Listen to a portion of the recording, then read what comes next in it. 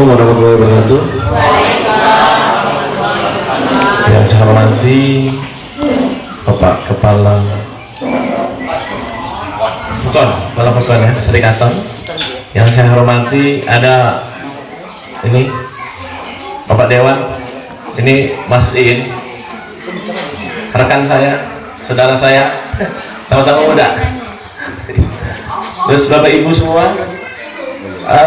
Pada kesempatan hari ini saya ingin sekali bersilaturahmi dengan Bapak Ibu dalam rangka hanya sedikit ngobrol lah, sharing-sharing tentang program pembangunan di masyarakat. Dan hari ini kebetulan Pak Kepala Pekon lagi bagi-bagi bahan ya untuk masyarakat dari anggaran dana desa. Perkenalkan Ibu, Bapak, nama saya Ansori SHMH. Saya adalah dosen di Fakultas Hukum Universitas Bandar Lampung, dan juga saya juga salah seorang advokat.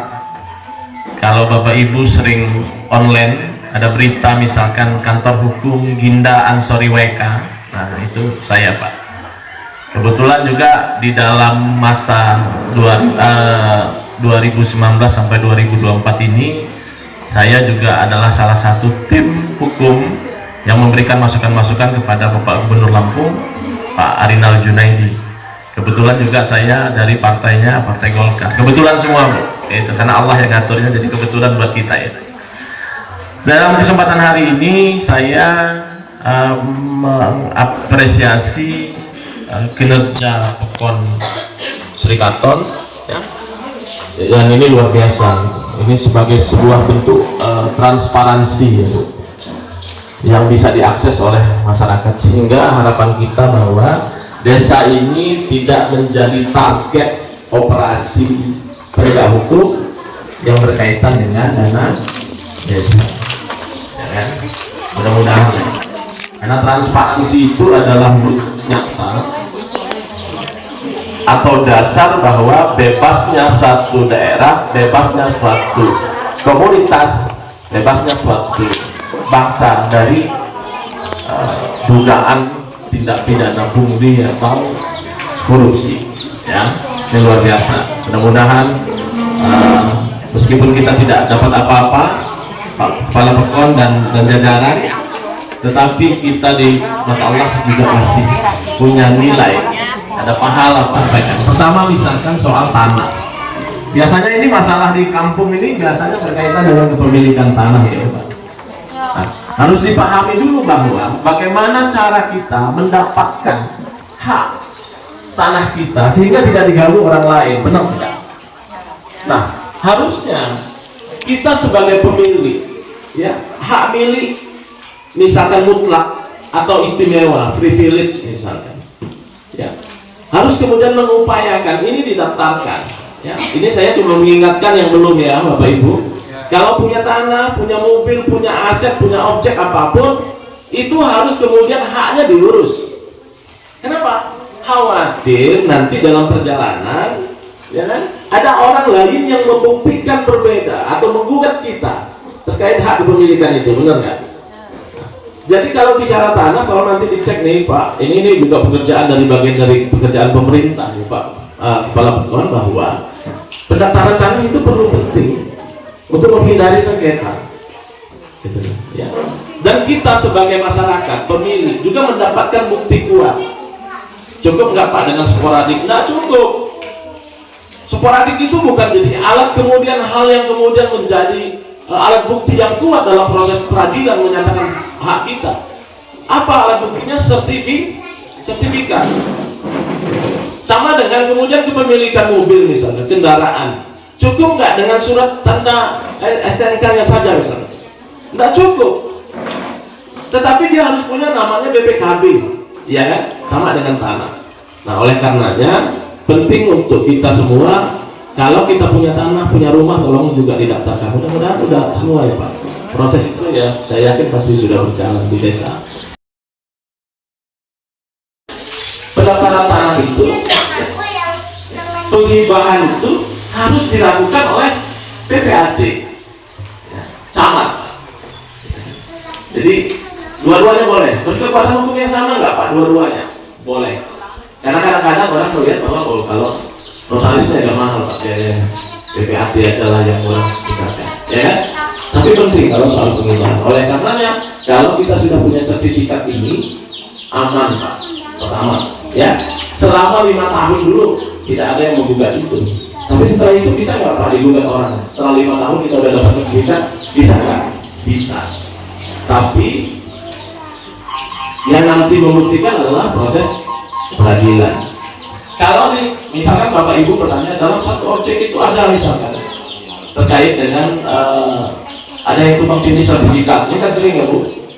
Sering ya, karena ada oknum-oknum misalkan di BPN, oknum di mana gitu ya, yang kemudian sengaja menggeser titik koordinat sehingga itu kosong dan kemudian diukur kembali.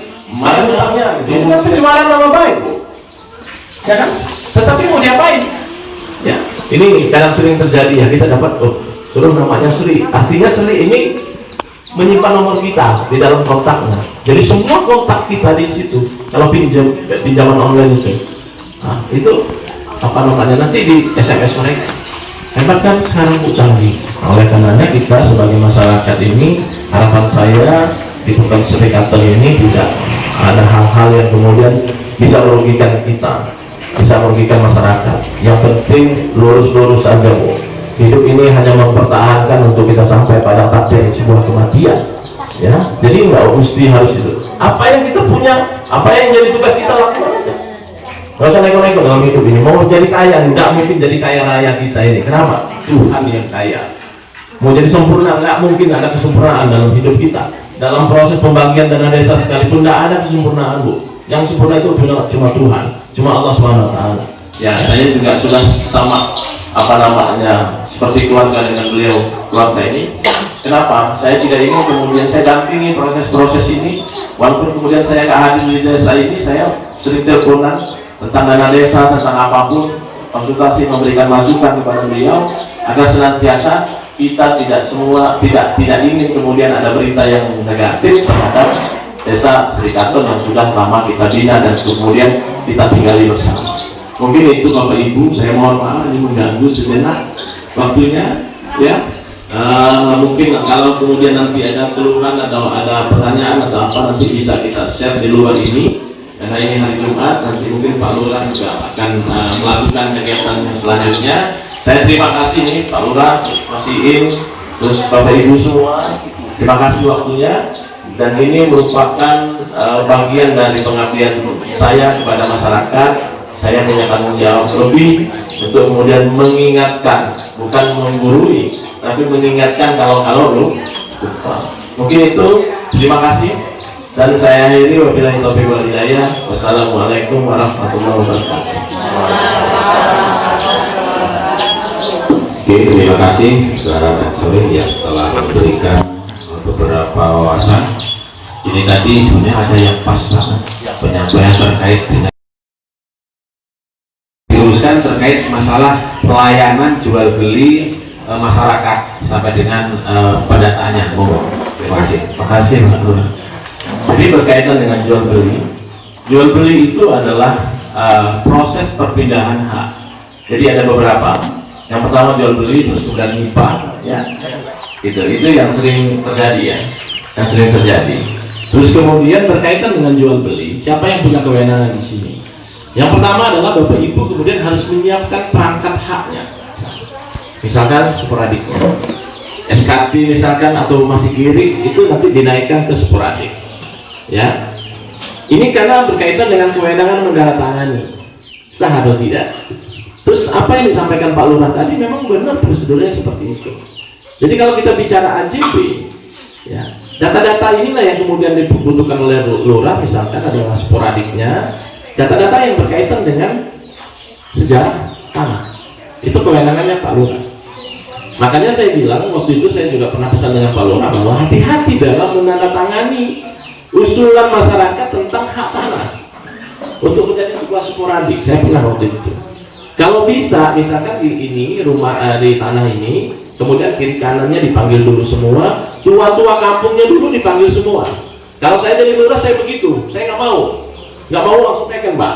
Ini bahaya.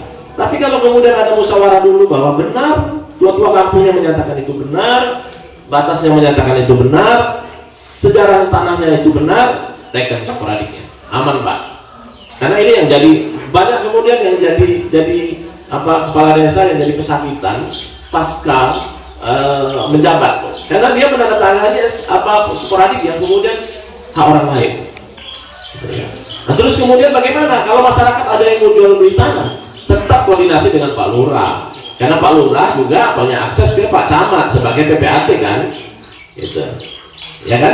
Yang PPAT pejabat pembuat akta tanah itu Pak Camat biasanya, tapi tidak semua camat Pak yang sudah lulus pendidikan PPAT-nya.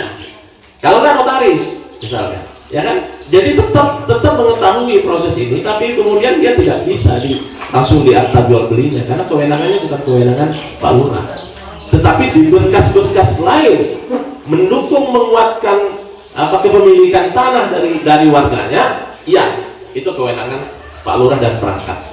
Ya, jadi kalau kemudian mau jual tanah misalkan, ya saya mau jual tanah lah, saya mau lewat camat misalkan buat AJB-nya, baru kemudian